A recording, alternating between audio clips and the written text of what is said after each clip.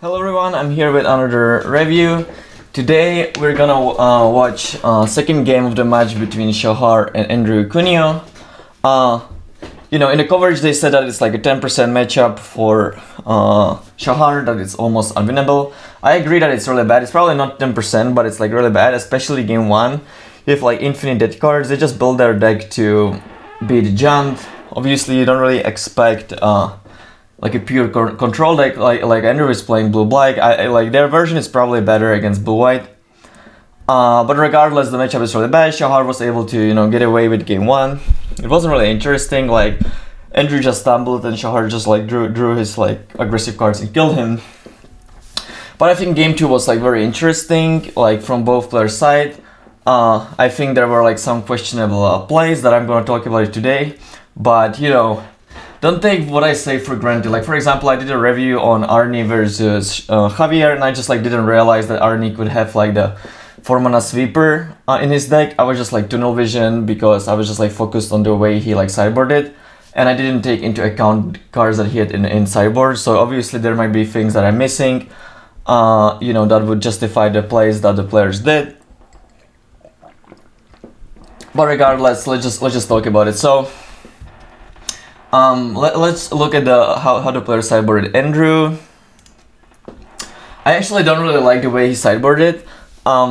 He still has Surge, Maze Mind Tomb, and Mindstone in his deck against Shahar, who has like 4 Night of Autumns. I think that in general, if like Shahar's deck was like built a little bit differently, it might make sense to have like Tome and Surge in your deck anyway, because if you play against like a regular Jund mid-range deck with like a lot of, you know, planeswalkers, a lot of discard and stuff, you might just get out-grinded. So it like makes sense to have like, you know, maybe those extra grindy cards. But like that's not Shahar's deck. Like Shahar, even post-board, is going to have like a lot of really bad cards.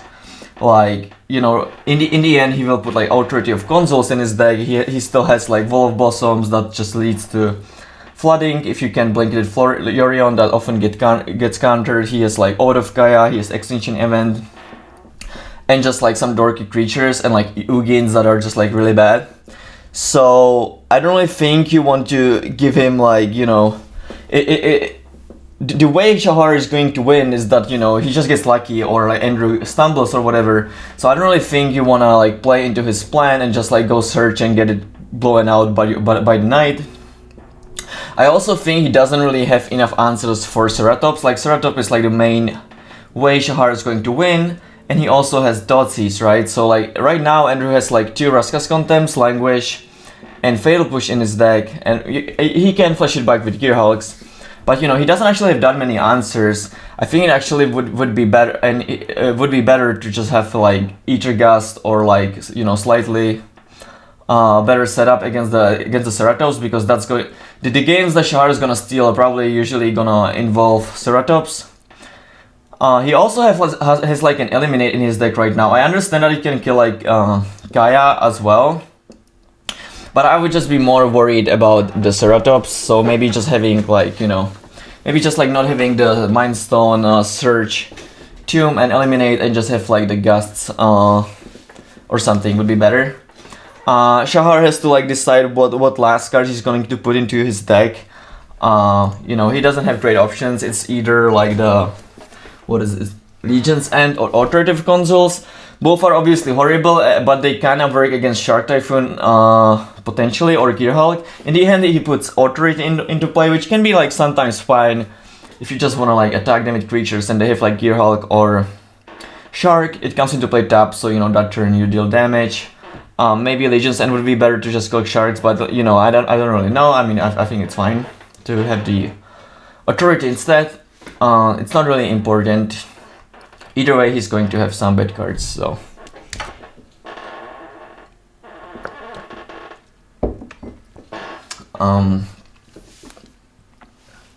But you know, Shahar's draw is going to be good, so the game is gonna become pretty interesting, I think. So as you can see, even in the opening hands, you know, there's the Mind Stone versus oh, Shahar doesn't have Knight of Autumn yet, but he's gonna draw a Knight of Autumn, and it's gonna be kind of awkward for Andrew. I think if he had like, you know, a Gust, it would pen down a lot better. Now, as I said in the beginning, there might be like some other reasons that I like don't get. So all of this is just like my opinion. Just to clarify. So far, no real interesting spots. So Shahar is gonna play Stotsies. I agree with taking the Narset.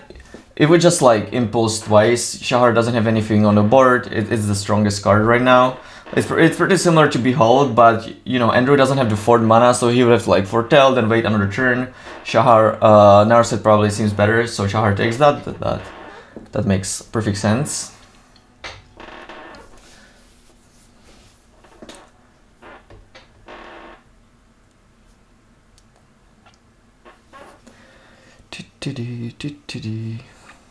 I actually love to watch these like matches with like one player being underdog. Okay, so here's a turn that I don't agree with already. So what Andrew ends up doing is that he just passes and doesn't do anything on his turn. Obviously in like this deck, for the most part you want to keep your mana open. You have like a lot of ways to interact. Your opponent doesn't know what you're doing, but you're missing a land drop, right? So I think it would just be better to like cycle the Shark Typhoon here. If you hit a land drop, that's like a huge difference whether you make your land drop here or not, because next turn maybe you can like Shark Typhoon again or Behold again into another land. You just like a turn behind for the entirety of the game if you don't do that. And there are actually like not that many cards that Shahar can punish you with, for which you would want to keep up counter. And like he doesn't even have a counter, so like first of all he needs to have like that card that really punishes you. I don't even know what it is, like maybe Kaya. But you know, chances are like Shahar cannot really take his chances. Chances are that, you know, if he has a card like that, he's gonna cast it anyway. So you're not really actually gaining that much by not cycling it, the Shark Typhoon here. I guess maybe the reason was that, you know, he was afraid of losing this Mind Stone. So like Shahar, if Shahar has a Knight and blows up the Mind Stone, you can draw off the Mind Stone. But let's talk about that in a second. So Shahar actually does draw the Knight and kills the Mind Stone. But I actually think that even if this scenario happens, you know, Andrew should have just cycled that Shark Typhoon instead of cracking the Mind Stone. That seems super weird because you just down a card if you do that. But he's like missing land drops and he has like no shortage of cards, right? He like, I don't think there is going to be a point in the game where you're just like gonna run out of cards. Like I don't think he's can really get outgrinded in this matchup. Like maybe potentially, but definitely not with his hand. So I just think having the 1/1 in play might be better against this 2/1, because that's just gonna deal like 2 damage to you every turn potentially. You know, you can obviously cycle a Shark Typhoon next turn, but then you like do that instead of doing other things. I just think that like the plays that he did made him lose a lot of tempo in general. So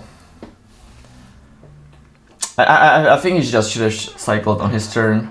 He would draw the land, so you know he would have the 1/1 in play already, and he would play the 4th land here because he just happened to have 2 lands on the top, and he would be able to play like Behold next turn, or you know, Raska's Content. It would end up being a lot better, I think. So here's an interesting scenario for Shahar, right?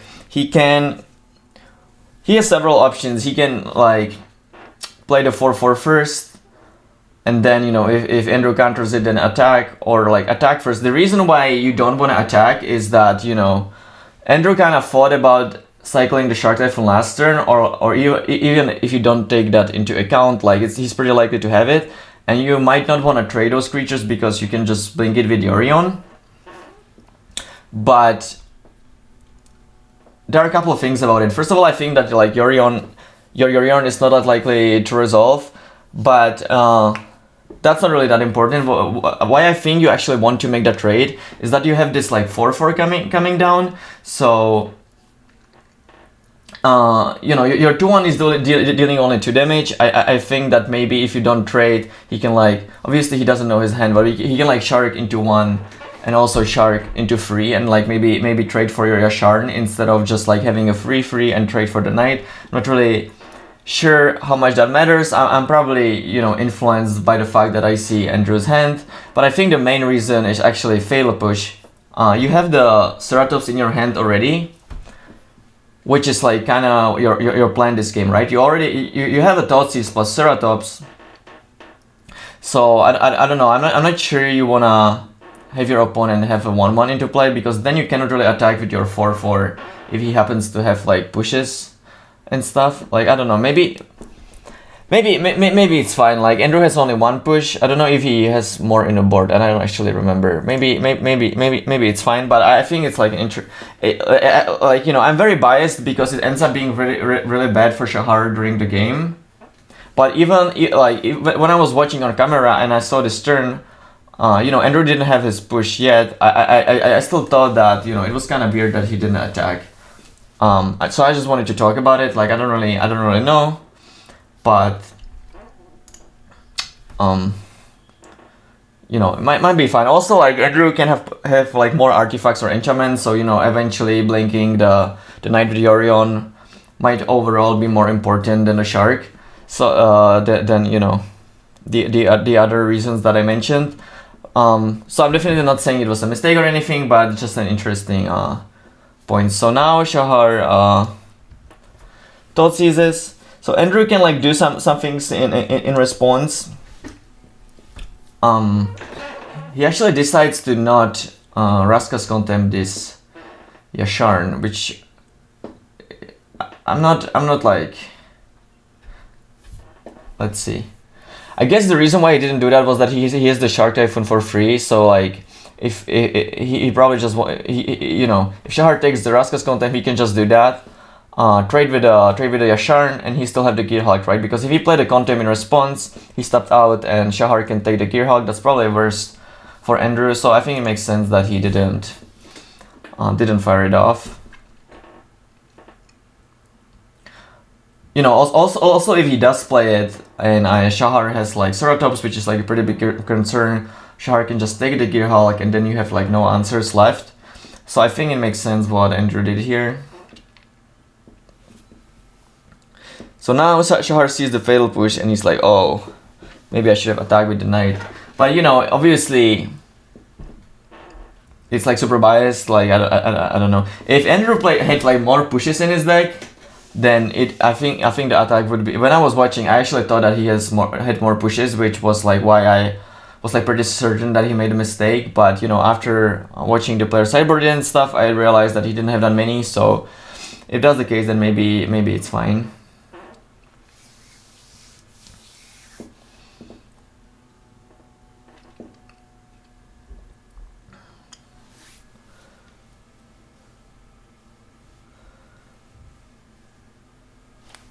Behold, I'm not actually sure if like the players, like from my position, if I can see the cards on, like I probably, there was like no way for me to see what he was crying, right?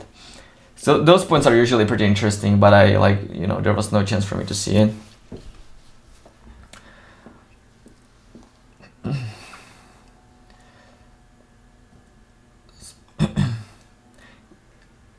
Yeah, so he had like an option between, you know, not doing anything and keep up free Shark, which isn't really doing that much at this point anymore, or just like play one of these two. Search is probably better because you get to flip it kinda soon, so, you know, that's fine. I still think that he shouldn't have those cards in his deck, but if he does, you know, I agree with this play this turn.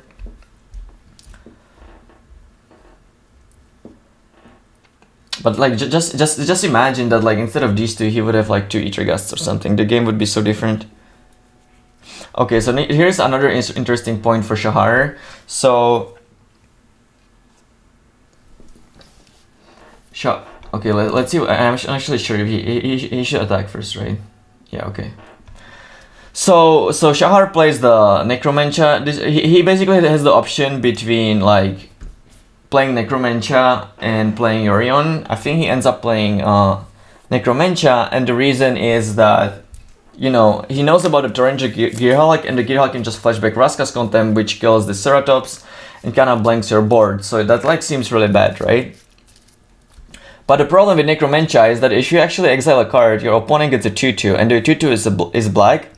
So it doesn't actually solve the problem with the Ceratops, because he gets the 2/2, which can champ the Ceratops, and then he can push it. So let's see what the other option would do, right? If he plays the Yorion here, I mean, obviously Andrew can have like certain cards or whatever. I actually think the Necromantia is less likely to resolve because he can have negate. Maybe I'm missing something. I don't think he plays Essence Scatter. So that's like one slight argument. But if he just plays the Surge is going to flip next turn, right? Shahar doesn't even know that Andrew has an untapped plan. I mean, he's kind of likely to have it, but he doesn't need to have it necessarily. But if you play the Yorion, you get to make a 4/3. You get 2 lands, and not 4/3. You probably kill the Surge, right? You kill the Surge, you get 2 lands, and you have a 4/5 in play. Even if Andrew has the land and goes like Gearhulk, Raska's Contempt, or 5/4, you still like hitting him with a Yorion. And you can just like attack with a 4/4 as well, maybe kill it with Out of Kaya and return right like the other Yorion. Like I'm not really sure. I'm not really sure what's better here.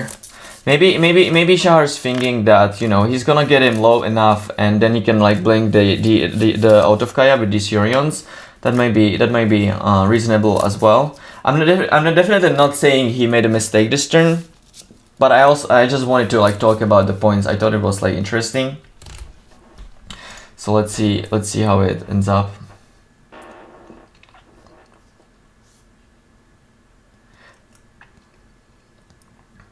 Like my concern with these plays is that like you're just kind of trying to kill him, but your opponent has like a bunch of cards in hand and he's going to flip Surge. So you're like losing a lot of tempo. I think I would take like slightly like more riskier lines that just like kinda kill him faster or whatever. Like I don't really. The way the game ends up playing out is that Andrew just like draws all air, and is just like not able to deal with the board, and he just dies. But I actually think that if you kill the Surge here, he doesn't know about the Tome. But if you Surge the Surge, if you kill the Surge here, then like even if he goes Gearhulk onto your Ceratops, you still hit him with like the Yorion and stuff, and you can actually win the late game. But here you still kind of give him an answer for your Ceratops because he gets the 2/2. It's obviously a worse answer, but he still has the answer. But now he's just like almost certain to win the late game. At least that's how it seems to me. But he just like, you know, doesn't draw anything good, and he ends up dying like turn earlier before he would have stabilized or whatever. I'm not like, as I said already, I'm not like certain that he made a mistake or anything like that, but it was just an interesting point during the game. I'm obviously very biased because I can just see that he doesn't have the 6th land as well. But I don't think he's like bound to have it, and if he doesn't, then it's like a lot better that he played Yorion, right? So, you know.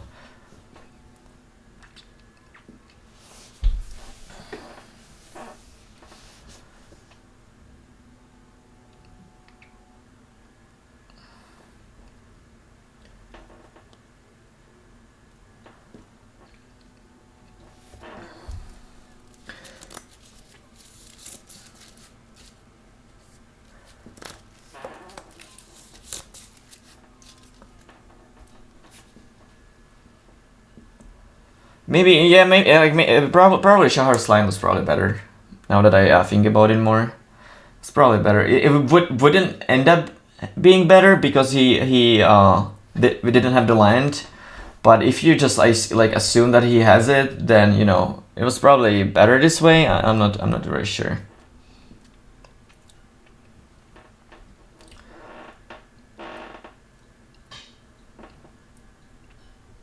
Yeah, the game is not really like that interesting at this point. Like, you know, most of the plays are just like kinda forced players just play the cards that they need to play, and eventually, you know, Andrew just dies. I don't really see a point in watching anymore. You know, there's like no specific reason why I chose like this match and like the match with Javier and Arne. I just like didn't see all of the matches. I saw a bunch of them, but like, you know, this specific game and the game that I reviewed before were like interesting to me. I'm not saying that the players necessarily played bad. I just thought that there were like, you know, interesting points during the game that are maybe worth thinking about. Obviously, if you have like the rope going on, you have to make things like a little bit faster and stuff. But yeah, definitely let me know. I probably like as I do usually miss like some points that, you know, maybe there were like other mistakes or there are like other reasons why the players done what they did. If you like the video, please click on the like and subscribe button, and I'll see you next time. Bye bye.